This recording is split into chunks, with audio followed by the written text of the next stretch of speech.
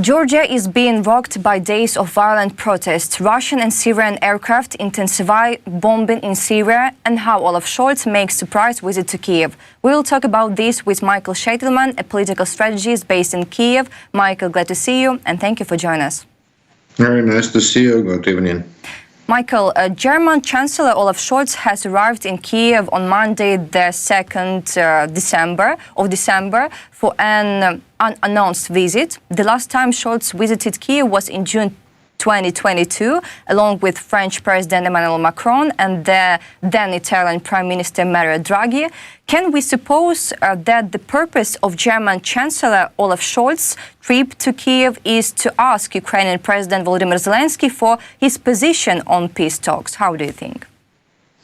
We could have better hopes, because 2 years ago, Mr. Scholz visited Kiev with his colleagues from France, Italy and Romania to ask Ukraine to join European Union. So maybe this time it is to ask Ukraine to join NATO, but probably not. But this is our wishful thinking. But the reality, yes, that it will be the last peace process effort from German consular side. I mean, last before the election in Germany, because they have an election in mid-February. So obviously, on one hand, Chancellor Scholz brought us the new military help, 650 million euro. And on the other hand, yes, sure, he wants to check options of peace process from Ukrainian side. Yes.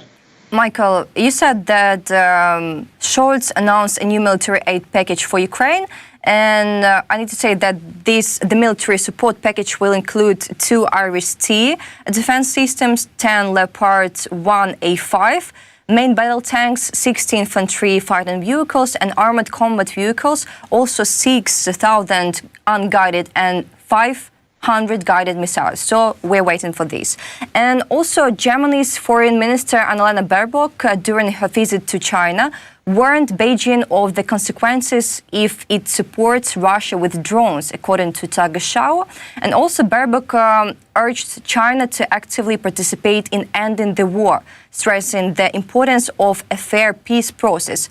So a German foreign minister arrives in China to launch peace process. What about China? Well, I should mention that this package by Olaf Scholz, by the way, this is the good news about this package, that all of this equipment will be supplied till the end of this year. So it is just for 4 weeks, not for next year. For years, yeah. Yeah. And what we could say about Chinese position in this peace process, till now, we've never seen any active position in peace process. Okay, China published some documents. One they published almost 2 years ago on the first war anniversary, which was called Chinese Position about the conflict in Ukraine, and which consisted of 12 points. And among these 12 points, we couldn't find any step what we should do or what Russia should do. They just mentioned that we're following the chapters of United Nations, some paragraphs from United Nations chapters. That's it. Afterwards, they published peace plan with common peace plan with Brazil, China-Brazil peace plan. Again, it was not exactly peace plan. It was just position about the war, because they didn't consist any steps what to do. If we agree with Brazil, for example, and with China, that all the conflicts should be resolved by peace measures and not by the war. Okay, we agree what to do. So China does not have any position about that, about how to stop the war, let's say. What is Chinese position? They not support officially Russia. They supply something. We can't say they supply a lot, because they don't supply by official way any military equipment. More than that, they stopped supplying some goods towards Russia, some high technology goods, for not to crack American and European sanctions. We don't follow these sanctions on one hand, but we not supply some high technology goods. So it looks like China, they are, according to Chinese proverb, they just sit on the river and just wait who will die first, Ukraine or Russia. That's it. And by the way, we make a great and huge money on Russia now, and Russia now on 80% depends on China, on Chinese economy, on China as a supplier of any goods and as a customer for Russian gas, oil, and metals. So China is in very good position about war. You want to stop war, but we don't care about that generally. So rather, again, Minister of Foreign Affairs of German, she came to China just to check their position and not to make China one of partners in this peace process. Michael, I also want to talk you with Russian influence in Georgia, because we see that tens of thousands of protesters in Georgia have overtaken the capital city's historic Rustaveli Avenue in recent days, waving the national flag, tossing fireworks and clashing with police in tense demonstrations against the ruling party's decision to suspend talks to join the European Union. What's happening in Georgia now? In general, we understand that joining the European Union would mean security assurances for Georgia through the bloc's defense pact, which essentially stipulates that an attack against one European member state is an attack against all member states. This is particularly appealing among the Georgian public in light of Russia's war on Ukraine and lingering memories of violent clashes with the Russian military. What do you think? The promise of the ruling party, Georgian Dream, in Georgia was that they will bring Georgia to European Union till 2030. It was their pre-election promise. And now suddenly, 4 days ago, acting prime minister from Georgian Dream, don't remember his name, so I'm sorry, but he suddenly said that they stop the negotiation with European Union, we freeze that till 2028. And this claim by Prime Minister Irakli Kobakidze, Mr. Irakli Kobakidze, is absolutely opposite to pre-election promises of Georgian Dream Party. Before that, European Union on Friday or Thursday it was, claimed that last elections, which they about a month ago, they were faked by Georgian manager ruling party Georgian Dream. And most of public in Georgia, they think the same, that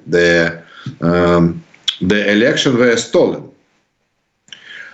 In fact, Georgian Dream, they collected about 40% of votes, of people votes. It was in exit poll. We saw that in exit poll. But they proclaimed that they got 55% and opposition 40%.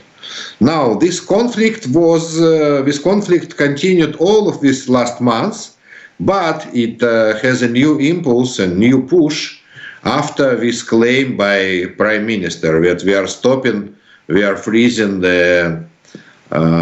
freezing negotiation with European Union. Why? Because 86% of Georgian people, they want to join European Union. So obviously, this decision was against the will of the nation. So this is the reason why this protest, they not only started, but they don't stop. And they don't stop despite all the arrests. Last night, the authorities arrested more than 200 people in Rustaveli Street or Avenue. and in the center of Tbilisi. So obviously it is very serious conflict between the will of nation, of Georgian nation, and the plan of ruling party Georgian Dream. Michael, also we see that Latvia, Lithuania and Estonia will impose restrictive measures on the Georgian leadership over the violence suppression of protests that erupted in the country amid the government's rejection of European integration. This was stated by Lithuanian Foreign Minister Gabrielius Landsbergis. How much does this affect and what does it affect in general? How do you think? It will not affect anything from practical point of view, but this is like symbolic act. I remember then Lithuania proclaimed their independence from Soviet Union, in 1990 or 1991. So only one state in the European Union recognized Lithuania as independent country, and it was Iceland.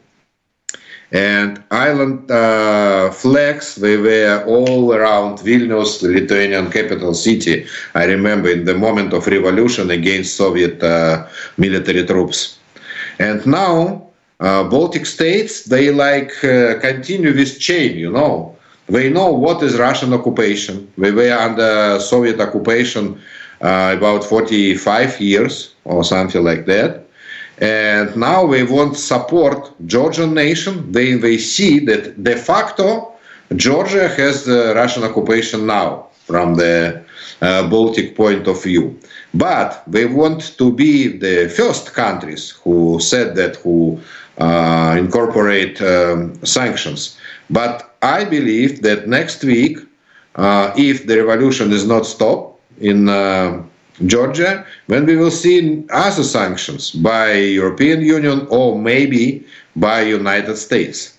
Because European Union and United States, they stopped almost all the relationship with Georgian current authorities. So it looks like we are ready to make the sanctions on Georgia.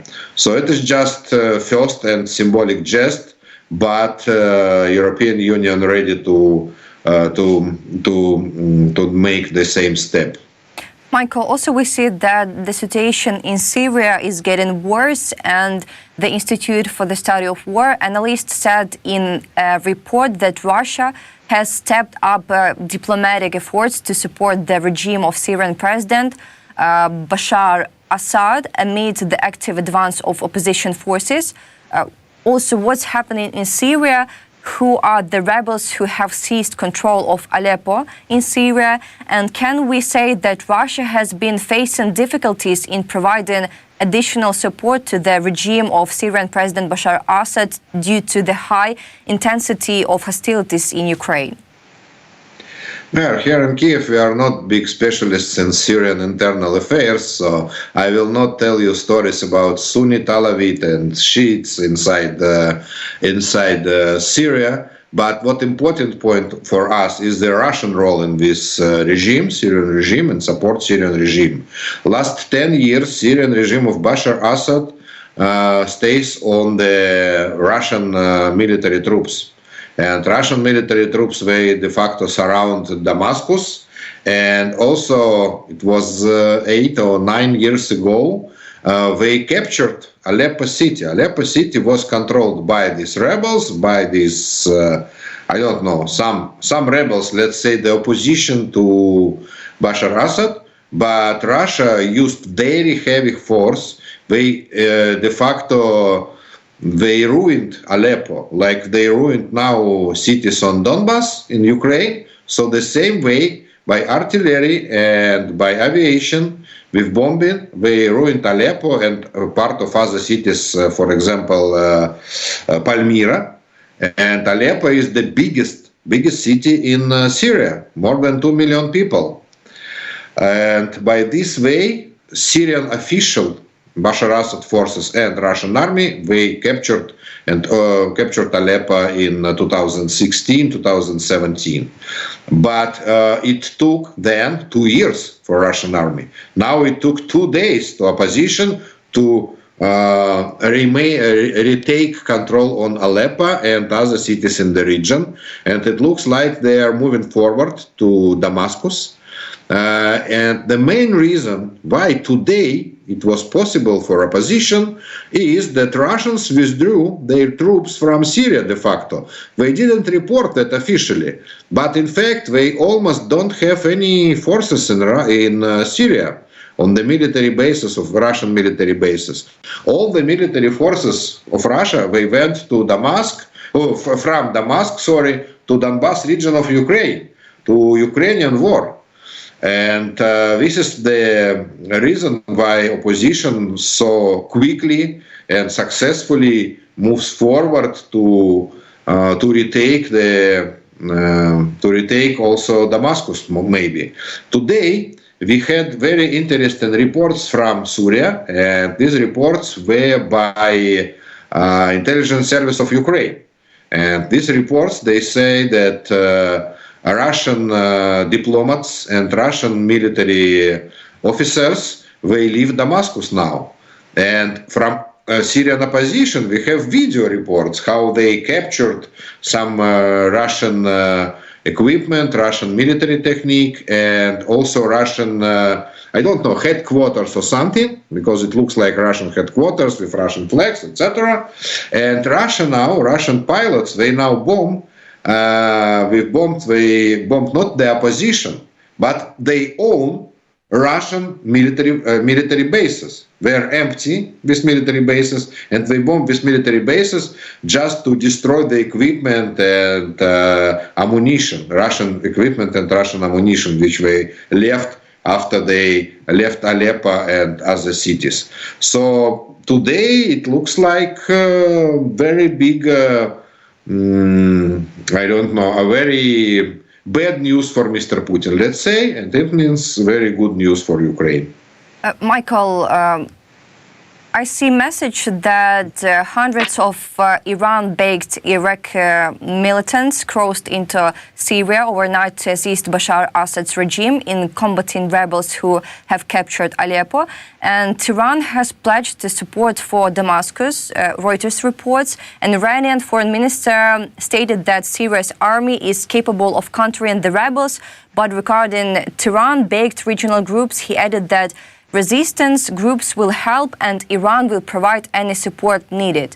What role will Iran play? Because we know the Russia-Iran relations. Also, we see these Russia-Iran relations in Ukraine, because we see Shahed drones all the time, and not only Shahed drones. So your opinion?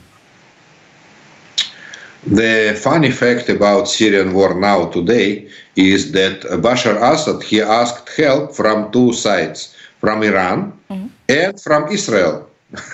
He is the enemy of Israel, but yes, just now in one of Israel internet sites, I read that with a source in Saudi Arabia, they reported that Bashar Assad, in some diplomatic channels, he asked Israel to send forces, or to help with ammunition. But obviously Israel will reject that ask. But Iran, they're very interested in Syria.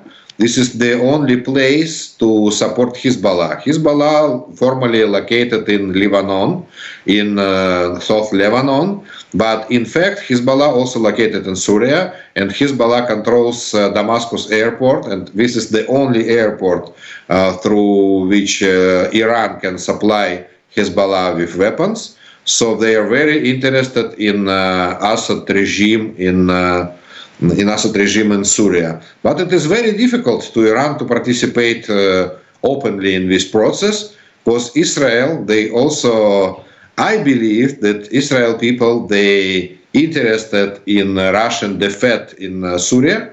After long years, then Russia did the problems to Israel aviation in the Syrian sky, for example. So Israel Air Force, they can also take the part in this conflict, not to help opposition, but at least to stop Iran for moving towards Syria, because what Israel not interested is in Iranian forces and Iranian ammunition inside Syria. Michael, also I see that Russian President Vladimir Putin has approved a record-breaking defense budget, also setting aside a staggering third of the government's total spending at the war in Ukraine, drains resources from both sides nearly 3 years on. This fact can boost military growth, Russian growth, and how it can affect on Ukraine. Let's start from the good news. The good news that the Russian budget, from a mathematician point of view, has only 100% in total. Yeah, and last year, 33% of Russian budget went to the war, and now it is about 50%. Okay, officially it is 45% of Russian budget went to the war, and by the new law, which was signed last Sunday by Mr. Putin, and we have also some classified points, classified figures in this budget, and so combined it is more than 50% of Russian budget will go to the war next year. And it means that there is no spare place, no spare money to spend more and more. If you spend more than 50% to the war and all the rest, I mean, I don't know, education or social politics, it is less than 50% of your money.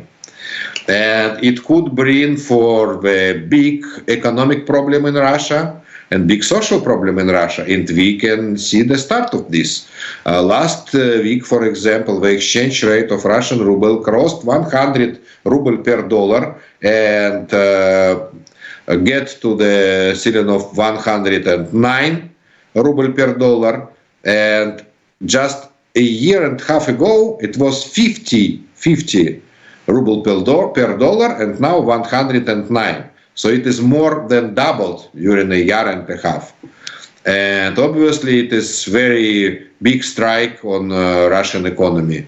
And the same we can see when we watch to the biggest Russian company in the world in all the Russian economy is Gazprom. Gazprom is the Russian monopoly for gas supplying. It was supplying to Europe and to China and to India.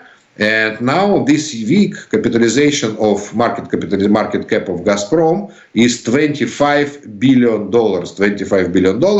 And just 10 years ago, it was 350 billion. Now it is 25 billion.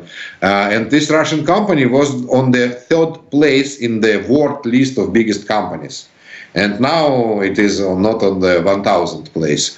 So obviously the economic policy of Russian government just crashed, just absolutely crashed. And from today we can say that Russian economy will not be free economy, but the Soviet economy with planned economy and with not free ruble exchange rate. And I hope it could bring also to shortage of basic products, basic goods, food, etc. Michael, hope that Russian economy to collapse within a year. Michael, thank you for this important conversation. Thank you for your support. Mikhail Sheitelman, a political strategist based in Kiev, was with us today. Dear audience, subscribe on this channel. Also subscribe on Mikhail Sheitelman channel. Wish you a good day and see you. Thank you, Olga. Bye.